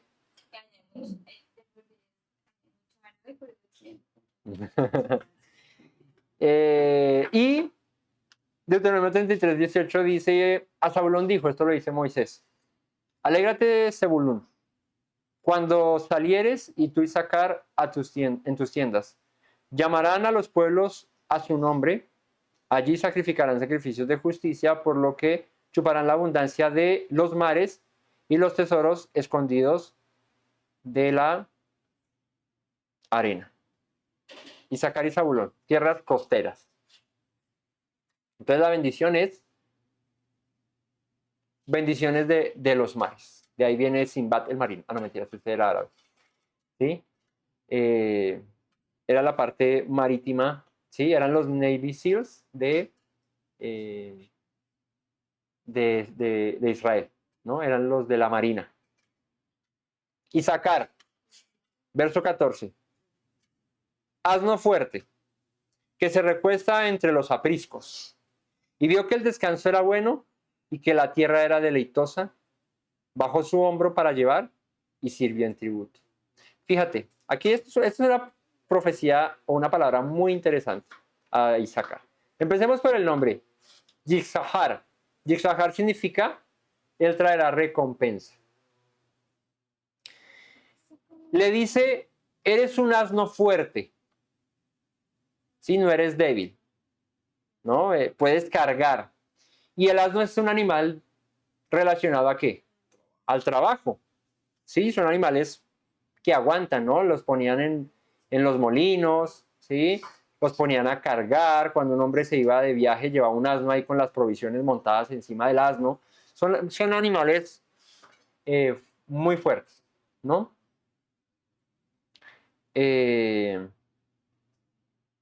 Asno fuerte que se recuesta en los apriscos. Dice, pero vio que el descanso era bueno, que la tierra era deleitosa, bajó su hombro para llevar y sirvió en tributo. ¿Qué pasa cuando eres fuerte? Puedes trabajar, puedes esforzarte, tienes las capacidades de hacerlo, pero te complaces en perecear, te complaces en descansar. Vio que soy fuerte, puedo trabajar, pero está más sabroso quedarme aquí enlochado, recostadito un rato más que trabajar. ¿Qué pasa cuando esto acontece? Trae pobreza. Y por eso, aunque tienes la capacidad de ser próspero, de fructificar, de llevar muchas bendiciones, por la pereza bajaste tu hombro para llevar y serviste en tributo. O sea, empezó a perder esa capacidad y ahora eres siervo. Pudiendo ser señor, ahora eres siervo. La pereza no trae nada bueno. Nada bueno. ¿Sí? El bostezo tampoco. Ah. Está bien descansar, está bien reposar, ¿cierto? De vez en cuando. Hay posibilidades de reposar, gracias ahorita. Pero no siempre es tiempo de descansar. ¿No? Hay tiempo de descansar, pero hay tiempo de trabajar. Y dice Proverbios, mira la hormiga, oh perezoso. Es un proverbio muy hermoso. Mira las hormigas. Las hormigas que hacen en tiempo de verano trabajan. Y son juiciosísimas las hormigas. ¿No? Aquí arribita nomás en la finca. Hay unos hormigueros. Y tú ves el caminito. Y ves. Ya les eché veneno porque están matando árboles. Pero la hormiga tiene una particularidad y es que son muy trabajadoras. Y tú las sacas de la casa y bueno, y hallan otro camino por allá. No, en la casa nos pasa. A veces vamos, uy, mira estas hormigas de las rojas chiquiticas que son una plaga dura, ¿sí? Esas rojas son una plaguita dura. A los árboles los vuelven una nada, ¿sí? Allá arriba la vez pasada me metieron una tunda porque pasé por debajo de uno de esos árboles de limón y se me colgaron y me dieron aquí la tunda. Y esas hormigas son rojas, chiquititicas, o sea, son re pequeñas, pero muerden, o sea, no sé qué es lo que hacen y le dejan a uno la roncha como si lo hubiera picado más que un zancudo. Y no pica como un zancudo, sino que arde, como cuando te, la vez pasada, espantándole una avispa a Hanna porque se me estaba parando así. Le hice así, se me para la avispa acá, se agarró y ¡tan! Me picó. ¡Ay! En este. Ah, mira, hay que ver la esta. Se me hinchó el dedo y me quemaba, me ardía esta. Y no era de las más grandes, era una pequeña, pero pican duro. Similar en proporciones es la mordedura de una. Yo creo que si ellas muerden, no pican, ¿cierto? Las hormigas esas rojas. Durísimo. Pero las hormigas trabajan. Tú las ves que tienen una fuerza, yo no sé cuánto, 70 veces, yo no sé cuánto es que pueden cargar su propio peso encima. Las ves chiquiticas y cargan unas ramas, unas hojas encima que tú las ves allá, como la película esa de hormigas, de bichos, ¿no? Así. Entonces, compararlo con el trabajo, con el esfuerzo, con que durante el verano están preparándose para cuando llega el invierno, porque cuando llega el invierno ellas se meten allá, pero tienen la provisión. O sea, es como que tienes la posibilidad de trabajar, de esforzarte, llegará el momento en el que descansas y disfrutas porque tuviste tiempo para recoger. Ahora, come de eso que recogiste. Pero una vez se acaba el invierno, otra vez hay que salir a recoger, a trabajar. Entonces Isaacar tenía esa fortaleza, un hombre fuerte, como un asno de trabajo duro, pero te complaciste mejor en descansar. Y hay veces que uno quisiera perecear, y hay veces que, hay unos días que me levanto así como que, quisiera quedarme más tiempo en la cama, ¿cierto? Pero no, hay que levantarse y trabajar, y hay que, pues hacerle, hay que hacerle. Y hay días que se podrá uno tomar para descansar, pero cuando hay que trabajar hay que aprovechar, ¿no? Hay que hacerlo. Entonces, no dejes que la pobreza llegue a tu vida, que el ser siervo llegue a tu vida por causa de la pereza, porque puedes hacerlo. Tienes la capacidad. Es lo que le dijo a Isaacar, ¿no? Entonces aprendamos de esta moraleja de Isaacar. ¿Qué es eso? Jueces 5:15 les digo el verso de ello. Caudillos también de Isaacar fueron con Débora, como Barak, también Isaacar se precipitó a pie en el valle entre las familias de Rubén y hubo grandes resoluciones del corazón. Isaacar fue uno de los que apoyó a Débora en la lucha en tiempos de los jueces. ¿Vale? Pero fíjate que aquí dice, sirvió en tributo. Dan, verso 16. Los que dan. ¿Quién es el que da? El que es generoso, ese da. Por eso dan. No mentiras. Dan. ¿Sí les dije qué significaba Isaacar? ¿Yisahar? Sí, claro, el que trae recompensa. Y fíjate, es un nombre muy bonito. Es como un asno fuerte que trabaja, y el asno que trabaja fuerte recibe recompensa. Yisahar. Recibe recompensa. El nombre en la cultura hebrea y en nuestro pueblo tiene propósito, tiene razón. ¿Sí? Yehudá, alabanza. ¿Y qué pasó? Pues de ahí vienen los reyes, te alabarán tus hermanos. ¿Ves que tiene todo razón? Aquí está Yisahar, el que trae recompensa. En la labor, en el trabajo hay fruto para recoger y ser recompensado. Dan juzgará a su pueblo como una de las tribus de Israel. Será Dan serpiente junto al camino, víbora junto a la senda que muerde los talones del caballo y que hace caer hacia atrás al jinete. Tu salvación esperé, oh Yahweh. Dan. ¿Qué significa Dan? Dan juzgará a su pueblo como una de las tribus de Israel. ¿Qué significará Dan? Muy bien. Juez. ¿No? Daniel. ¿Qué? No, Dios es mi juez. Me gusta, me gusta. Daniel. Dios es mi juez. ¿No? Yeshua. ¿Qué significa de Yeshua? Pablo. No, Dan es Dios es mi juez. Será serpiente junto al camino. ¿De Dan quién viene? Un hombre prominente de la tribu de Dan. Importante en Israel. ¿Quién fue? ¿Ah? Daniel, no. No. Un hombre prominente en Israel. De la tribu de Dan. Será serpiente junto al camino, víbora junto a la senda, que muerde el talón del caballo, que hace caer hacia atrás al jinete. Tu salvación esperó, Yahweh. ¿Quién viene de Dan? Un hombre importante. Un juez de Israel. Más pistas. ¿Quién es ese hombre? ¿Sansón? Sí, Sansón era de Dan. iba a decir eso. Sí, claro. Sí. Dice que ya- Dan.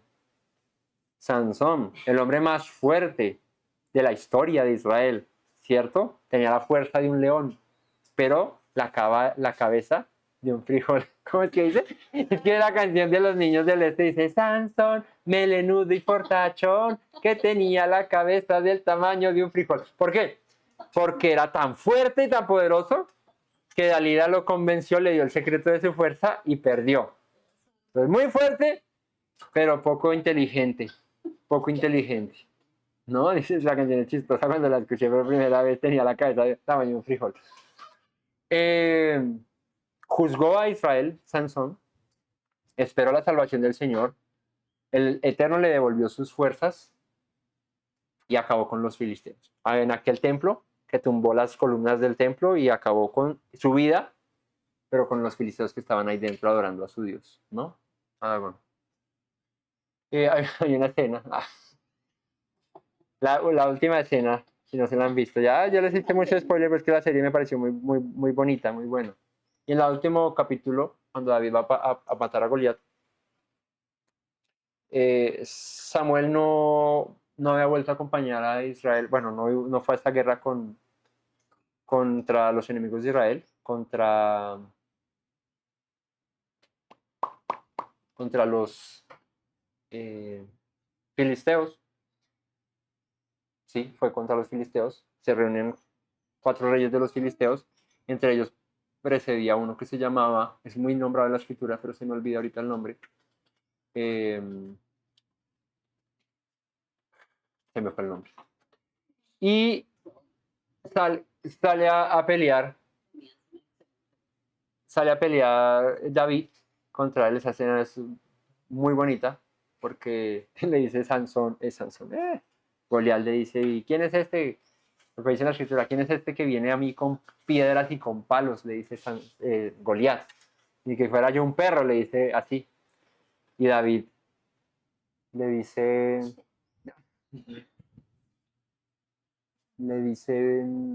pues que le dice como que tú vienes a mí con espada, pero yo vengo en el nombre del Señor, el Dios de los ejércitos de Israel, y te entregará en mi mano. Y le da un discurso muy chévere. Y David era un peladito ahí, como lo muestran, y Goliat un animal grandísimo. Y él sale con su onda así corriendo, a alcanzarlo, y empieza Goliat a mandarle lanzas. Y estas escenas muy al estilo 300, como que le cae la lanza y sigue corriendo. En una de esas le alcanza a dar a David aquí y lo tumba. No lo atraviesa, pero le da como aquí y lo voltea y cae David. Y la escena es muy bonita porque aparece Samuel en la montaña, sacrificando a Dios. Porque es sacrificando ofrendas al Señor. Porque no había ido Samuel a la batalla por cuanto Dios había desechado a Saúl. Cuando David va, que su padre lo manda con provisiones a darle a sus hermanos, que lo menciona en la escritura, que lo manda con provisiones, a darle a sus hermanos que sí peleaban, aparece allá cuando está peleando, justo en el momento que está peleando, le dice uno de los filisteos a su rey, que se me olvida el nombre ahorita, le dice: mira allá, porque escenas anteriores le había dicho a Jonatán, le había dicho, este rey le había dicho: ¿y por qué no veo fuego y sacrificios a su Dios en su campamento? ¿Será que no vino con ustedes a pelear? Le dice este rey a Jonatán. Entonces, cuando pasa esa escena, está sacrificando allá a Samuel, dice: mira allá, le dice uno de sus capitanes al rey y él voltea a mirar, y aparece una escena así súper chévere en la colina, aparece el fuego del sacrificio, el humo, y está ahí Samuel caminando un cuchito así con su bastón, se para y se ve el campo de batalla allá, los 2 ejércitos, y David en el piso tumbado, y Sansón, sale otra vez con Sansón, y Goliat ahí peleando con él, o bueno, lanzándole las. Y en las escenas Samuel ora por David ahí y le dice como que el Señor te conceda la perseverancia de Moisés y la fuerza de Sansón, le dice algo así. Y está botado así. Y le dice esas palabras, entonces David estira la mano así, como que empieza a moverse, como que, ya murió David, pero no, estaba vivo. Mueve la mano así tan y agarra una de las piedras y se levanta. Y se levanta David así como todo, y Goliat está ahí, le lanza, porque Jonatán le dijo a David, él es vulnerable cuando tira su lanza. ¿Sí? Ahí está vulnerable. Luego de que la lanza, ahí en ese momento él es vulnerable. Mientras tanto, no. Entonces él se levanta, Goliat le tira otra lanza y David alista su bonda y empieza. Y sale corriendo y ¡za! Se la tira la piedra. Y Goliat se va a cubrir con su escudo, pero la piedra la alcanza a entrar. Ahí. Y ahí es donde lo derriba. Pero la escena es bien, bien hermosa. ¿Sí? Lloré y todo en ese momento porque la aparición de Samuel, el respaldo a David, o sea, fue muy bonita la escena.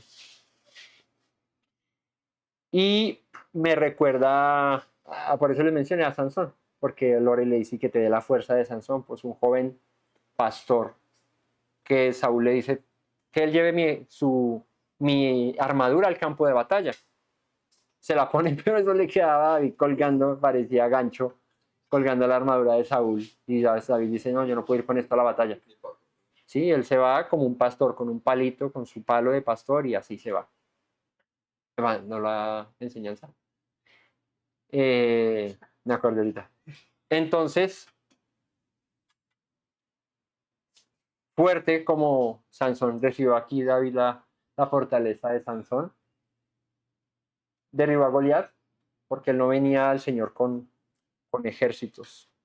Le dice a su pueblo David, el Señor no pelea con espada, con ejército. Él no mira qué tanto ejército tenemos, porque los filisteos doblaban a los israelitas 3-1. Y ese Goliat podía como con 300 nomás él solo. Entonces era una guerra perdida. Pero David tiene fe y cree en el Señor, en el Dios de Israel.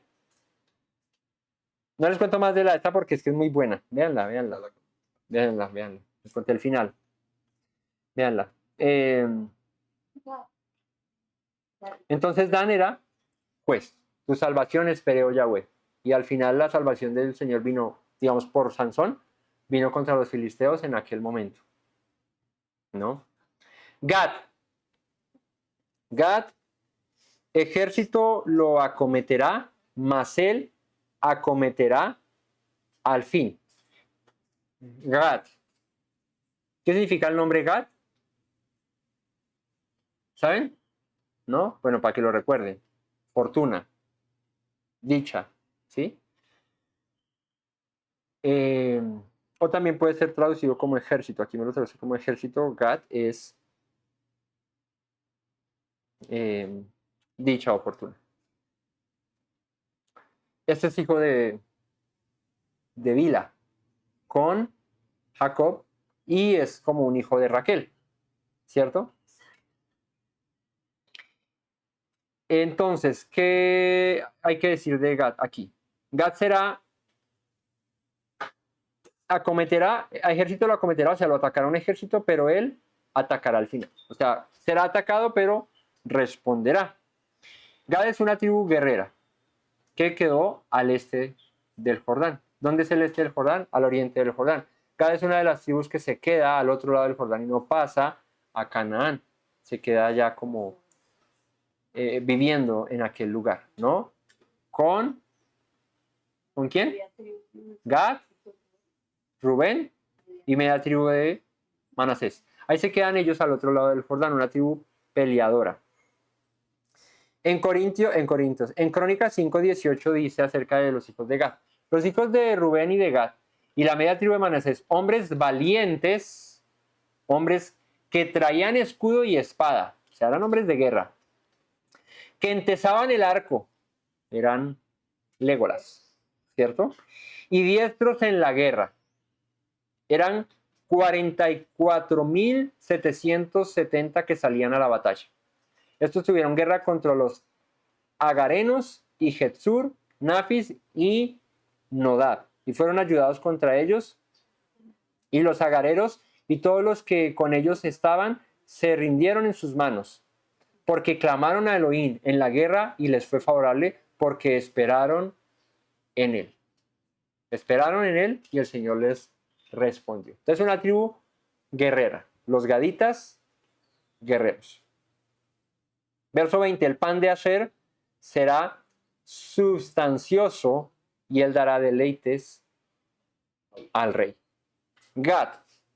Asher. Asher significa bendecido o feliz. Eso significa Asher. Su pan será sustancioso y dará delicias al rey. Habla de tierras fértiles, de campos fértiles, de abundancia, porque el pan es alimento. Y mientras haya alimento, pues hay bendición, ¿no? Deuteronomio 33, 24, Moisés cuando lo bendice, dice, Aser dijo, bendito sobre los hijos de Seaser, sea el amado de sus hermanos y moje en aceite su pie. ¿No? Un hombre que aquí se menciona como proveedor, como aquel que tenía ese campo fértil, esa tierra fértil. Bueno, ese es Asher. Verso 21. Neftalí, sierva suelta que pronunciará dichos hermosos. Le dice Jacob, Neftalí, sierva suelta, y sus hermanos, ¿no? Pero no es porque sea Neftalí nombre de mujer, ¿sí? O que le digan sierva suelta como que es suelta de lengua, ¿no? Chismosito. No. Una vez que es una sierva o un siervo. No, pero siervo con C. Porque de servir es con S, hasta donde tengo entendido yo, ¿cierto? Yo que tengo una ortografía mala. Pero siervo con C es un animal. ¿Cuál? Como el venado. Como Bambi. Así es un siervo, como de ese estilo. ¿Sí? Eso es un siervo. Sierva suelta. ¿Han visto a Bambi? Como era Bambi en la película, así saltarina por todo lado, así, eso es. ¿Han visto la palabra que hay un pasaje en la escritura que dice que él hace mis pies como de sierva y en las alturas me hace andar? ¿Qué significa eso? De pies ligeros, así son los... ¿Ustedes han visto a un chita o a esos animales rápidos, guepardos, persiguiendo a un ciervo? ¿Sí? Los guepardos son muy ágiles y los ciervos también son supremamente rápidos. ¿Tú los ves? Van corriendo y tienen una particularidad que van así de pronto ¡pum! Voltean para un lado. O sea, ellos curvan. Por eso aquellos que los persiguen son guepardos o chitas o felinos que son más ágiles. Un león no tiene eso. Un león va de frente. Usted ve a una leona atacar y las leonas van de frente. ¿Sí? Y se le arrebatan. Pero si se les voltea, ellos pierden. Ellos siguen derecho. Los chitas y los guepardos sí tienen esa agilidad como de que van corriendo y pum, pueden girar. Pero vean una cierva escapando de un chita o de un guepardo. No sé cuál es el que caza al ciervo. Además que los dos. ¿Son el mismo el chita y el guepardo? Ah, bueno. Esos manchaditos así. Pues que ellos son muy rápidos, pero las ciervas son también supremamente rápidas y unas lo logran escaparse, otras no. Cuando son muy, muy chiquitas, no, a veces no lo logran. Pero entonces esto de cierva suelta es como de agilidad, como de rapidez, ¿sí? Cuando te digan, uy, eres como una cierva suelta, es como que eres muy ágil, muy rápido, ¿no? Eso es un piropo. Que pronunciará dichos hermosos, o sea, como compositores, cantantes, cantautores, ¿no? Salmistas. Jueces se menciona que ellos también hicieron parte de ese ejército que reúne Débora para luchar. Eso está en Jueces 4 y 5. Eso es Neftalí. ¿Listo? Y vamos a dejar hasta aquí estas bendiciones y en la tarde continuamos con el capítulo, este mismo capítulo, verso 22 y cerramos, porque viene la bendición de José y en esta también me voy a detener como lo hice con Judá en varios aspectos de la bendición de José que el Señor le da a través de Jacob, que es otra de las bendiciones también largas aquí, que son también proféticas, ¿no? Así que bueno, familia, Esta es la bendición que hace Jacob a sus hijos. Hasta aquí ya llevamos 10 hijos, faltan los 2 últimos, José y Benjamín, que esa la estaremos realizando en la tarde, ¿vale? Así que muchas gracias por conectarte, por compartir con nosotros. Esperamos que el Señor nos haya hablado, nos haya instruido, nos haya enseñado y bueno, que aprendamos acerca de nuestro pueblo. Que el Todopoderoso les guarde en este día de Shabbat y les dé reposo, les dé descanso. No olviden las palabras que dijo nuestro Mesías Yeshua. Si permanecen en mis palabras, serán verdaderamente mis discípulos y conocerán la verdad, y la verdad los hará libres. Shabbat shalom a todos.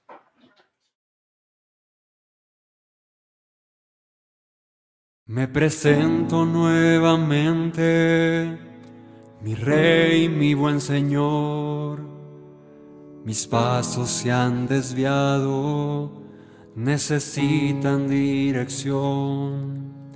En tu amor me he refugiado, Yeshua, pues así al Padre puedo hoy decir. Me presento nuevamente, mi Rey, mi buen Señor. Mis pasos se han desviado, necesitan dirección. En tu amor me he refugiado, Yeshua, pues así al Padre puedo hoy decir. Abba, Padre, Baruch atah, Señor Dios nuestro Rey de eternidad. Abba, Padre, Baruch atah, Adonai Eloheinu melech haolam.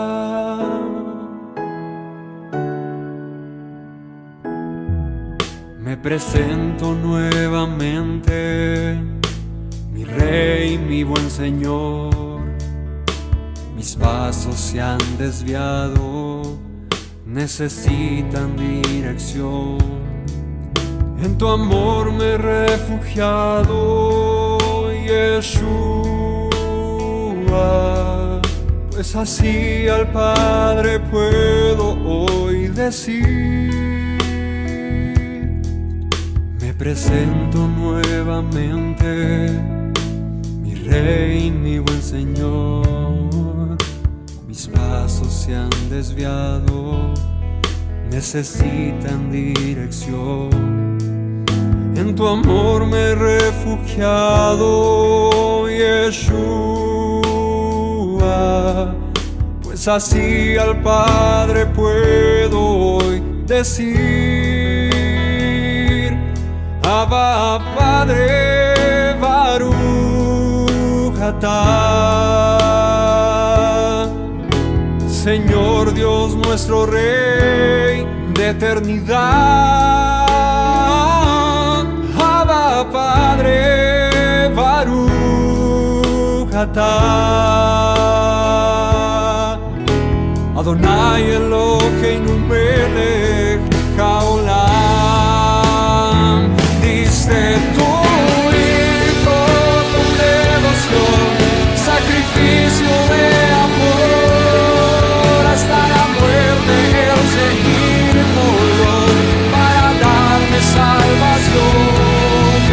Al tercer día resucitó, a la muerte él venció, luego al cielo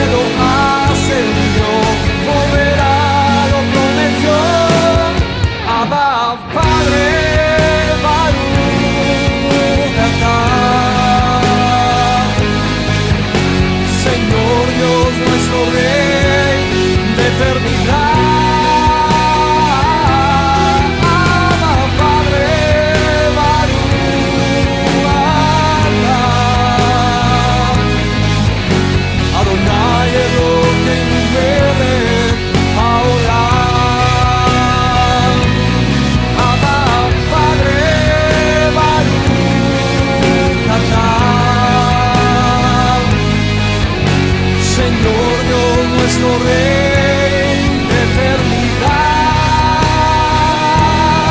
Abba, Padre, Baruch atah, Adonai Eloheinu melech haolam.